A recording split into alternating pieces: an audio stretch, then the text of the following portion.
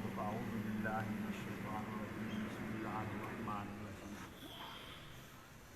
إن تبدوا الصدقات فإنما هي وإن تخفوها فتؤتوها الفقراء فهو خير لكم ويكفر عنكم عن سيئاتكم والله بما تعملون خبير آمنت بالله صدق الله العظيم صدق رسول النبي الكريم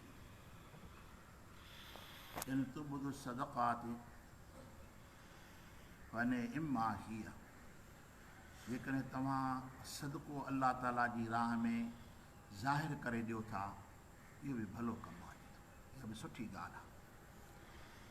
व इन तुख़्फ़ूहा व तुअतूहल फ़ुक़रा फ़हुव ख़ैरु लकुम, पर जेकॾहिं तव्हां इहो सदको या ख़ैरात फ़क़ीरनि खे लिकाए करे ॾियो त इहो इन खां तमामु वधीक बहितर आहे।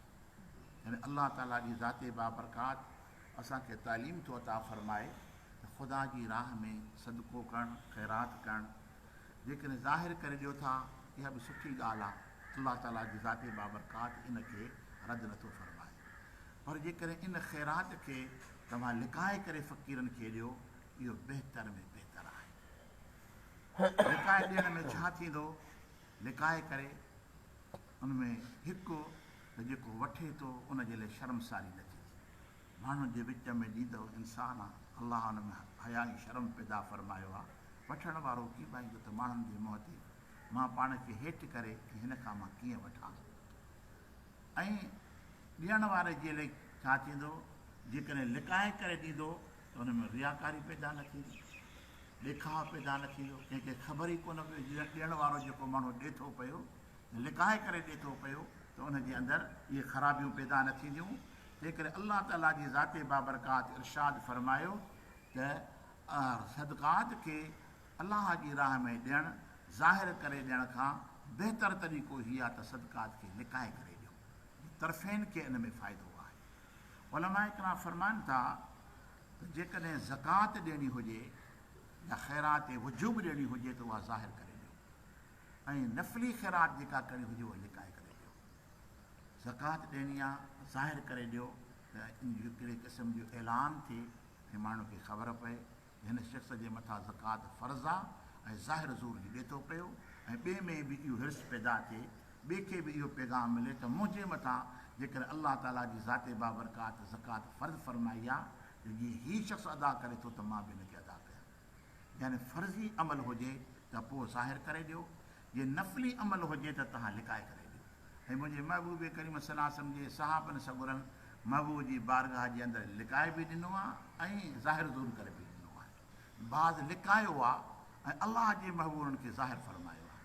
ॾिसो न जंग तबूक वारे टाइम में जेके सहाबे ॾियनि पिया सभु लिकाए पिया ॾियनि, जीअं न केतिरो ॾियनि पिया उहो लिकाइनि पिया, पर खणी आया त सभु ॾिसनि पिया न त अबू बकर सिद्दीक़ छा खणी आयो आहे, उमर फारूक छा खणी आयो आहे, उस्मान गनी छा खणी आयो आहे, हज़रत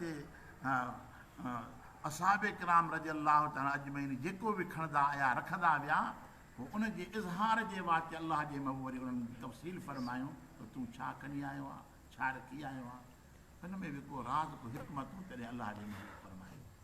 ऐं ख़ुशूसन हिन में इहा ई हिकमत हुई त मां अॼु पंहिंजे सहाबनि जे विच में इहो ज़ाहिर करे ॾेखारियां त हज़रत अबू बकर सिद्दीक़ सभिनि खां मथे आहे, जो ॾिनई बि थोरो पर अहिड़ो ॾिनई जो सभिनि खां घणो ॾेई।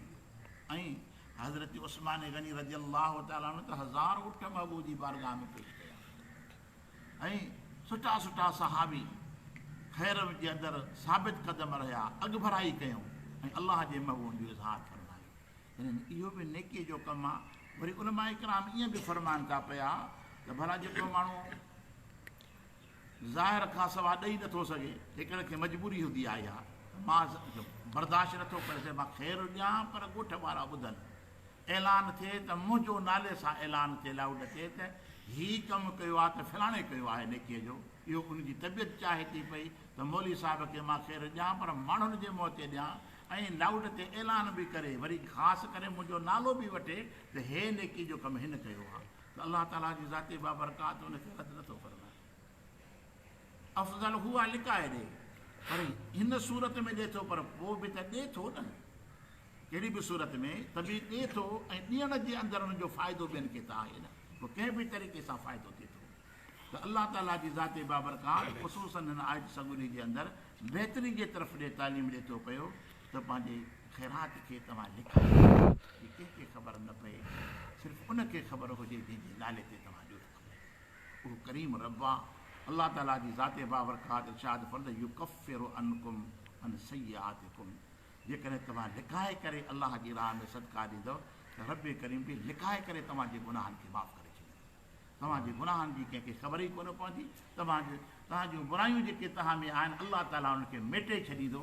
जीअं तव्हां लिक जे अंदरि कमु कयो था अलाह बि ईअं लिक में कमु करे छॾींदो। अलाह बिमा तअमलून ख़बीर, ऐं अलाह जी ज़ाते बाबरकात ॼाणींदड़ आहे, बाख़बर जेको तव्हां अमल कयो था अलाह ताला उनखां बाख़बर आहे त अमल करण जे अंदरि तव्हांजो इरादो कहिड़ो आहे, तव्हांजी नियत कहिड़ी आहे।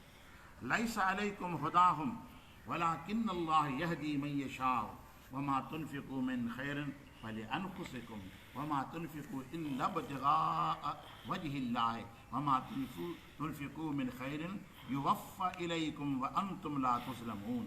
अल्लाह ताला जी ज़ाते बाबरकात पंहिंजे सुहिणे महबूब खे हिन आयत में मुखातिबात लैस अलैक हुदाहुम, तुंहिंजे मथां लाज़िम न आहे हिदायत करणु उन्हनि जी, वलाकिन अल्लाह यहदी मन यशा, पर अल्लाह ताला हिदायत फरमाए थो जंहिंखे घुरे।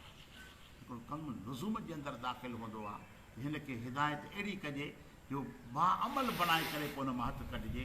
अल्लाह ताला जी ज़ाते बाबरकात पंहिंजे महबूब खे फरमायो इहा तुंहिंजे लुज़ूम जे अंदरि दाख़िल न आहे, ऐं तुंहिंजे लुज़ूम में हीउ दाख़िल आहे रुॻो हिदायत जे पैगाम खे पहुचाइणु, उनखे वाइज़ करणु, उनखे नसीहत करणु, उनखे दावत ईमान ॾियणु, उनखे दावत अमल ॾियणु। अल्लाह ताला जी ज़ाते बाबरकात पंहिंजे सुहिणे महबूब खे इरशाद फरमायो त लैस अलैकुम हुदाहुम, उन्हनि जो हिदायत करणु तुंहिंजे मथां लाज़िम न आहे, वलाकिन अल्लाह यहदी मन यशा, पर अल्लाह ताला हिदायत फरमाए थो जंहिंखे घुरे। वमा तुनफिकू मिन खैरिन फलिअनफुसिकुम, जेको बि तव्हां भलाई जो ख़र्च कयो था पिया इहो तव्हांजे नफ़्सनि जे लाइ, तव्हांजी जाननि जे लाइ, इहो जेको कमाए रखियो अथव पाण वटि जमा करे इहो बि तव्हांजे लाइ आहे, पर जेको अलाह जी राह में इन माल मां ख़र्च कयो था इहो बि तव्हांजो आहे। हा, हिते रखियो अथव त हिते फ़ाइदो ॾींदो, होॾे मोकिलींदो त होॾे फ़ाइदो ॾींदो। वमा तुनफिकू इल्ला इब्तिगाअ वजहिल्लाह, न ख़र्च कयो था तव्हां मगर उहो जो रज़ामंदी अलाह ताला जे वास्ते। वमा तुनफिकू मिन खैरिन युवफ़्फ़ा इलैकुम व अंतुम ला तुज़लमून, रब फरमाए त जेको तव्हां अलाह जी राह में ख़र्च कयो था अलाह ताला उनजी पूरी पूरी भलाई तव्हांखे अता फरमाईंदो। वरा व अंतुम ला तुज़लमून, अलाह ताला तव्हां ज़ुल्म कया न वेंदव, तव्हांजे ज़रे खे बि रब ज़ाया न फरमाईंदो। अलाह ताला जी ज़ाते बाबरकात ऐं उनखे पूरी तरह सां उनजो बदिलो अव्हांखे भलाई जी सूरत में अता फरमाईंदो। फरमाए त लिल फ़ुक़रा अल्लज़ीन उहसिरू फ़ी सबीलिल्लाह, वास्ते फ़ुक़रा जी आहे, उन फ़ुक़रा जे वास्ते आहे जेके बंदि कया विया आहिनि अलाह जे रस्ते जे अंदरि। उहो इसार तरबो आहे जंहिंखे यानी रुकिजी पवणु, यानी अलाह जे रस्ते में बंदि थी वञणु, हिन जा क़िस्म आहिनि। इंशा अल्लाह ताला जी ख़िदमत में अॻिते अर्ज़ु कयो वेंदो। दुआ आहे त अल्लाह ताला असांखे अमल करण जी